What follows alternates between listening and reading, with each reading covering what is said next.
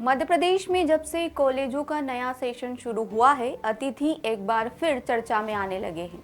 अब देखिए ना, चर्चा के साथ साथ अतिथि विद्वानों को हाईकोर्ट से कुछ पुराने नियमों को लेकर राहत भी मिलने लगी है। दरअसल हाईकोर्ट ने विद्वानों की सिलेक्शन के लिए अक्टूबर 2023 को जारी सर्कुलर को लेकर बड़ा फैसला दे दिया है। हाईकोर्ट ने फैसला सुनाते हुए साफ कहा है कि 5 अक्टूबर 2023 से पहले काम करने वाले अतिथि विद्वानों की मेरिट पुराने नियमों यानी 17 दिसंबर 2019 के सर्कुलर के मुताबिक ही तय की जाएगी। इसके साथ ही कोर्ट ने नई सिलेक्शन प्रोसेस में पुराना कैटेगरी सिस्टम दोबारा लागू करने के निर्देश भी दिए हैं।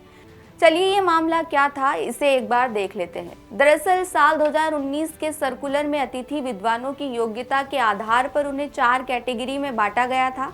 इसमें C1 कैटेगरी में नेट और PhD योग्यताधारी शिक्षक सबसे ऊपर माने जाते थे, जबकि C4 में सिर्फ पोस्ट ग्रेजुएशन डिग्री रखने वाले शिक्षक थे और इन्हें सबसे नीचे रखा गया था। इसी आधार पर जब रेगुलर विद्वानों की नियुक्ति होती थी तो सबसे पहले C4 कैटेगरी के विद्वानों को हटाया जाता था। लेकिन अक्टूबर 2023 में सरकार ने नया सर्कुलर जारी कर इस व्यवस्था को खत्म कर दिया और सिर्फ PG नंबरों के आधार पर मेरिट बनाने का नियम लागू कर दिया। इस बदलाव के खिलाफ हाईकोर्ट में याचिका दाखिल की गई। तर्क दिया गया कि इस नई व्यवस्था से एजुकेशन की क्वालिटी पर असर पड़ेगा, क्योंकि अब एजुकेशन क्वालिफिकेशन की बजाय सिर्फ नंबरों से मेरिट तय होगी।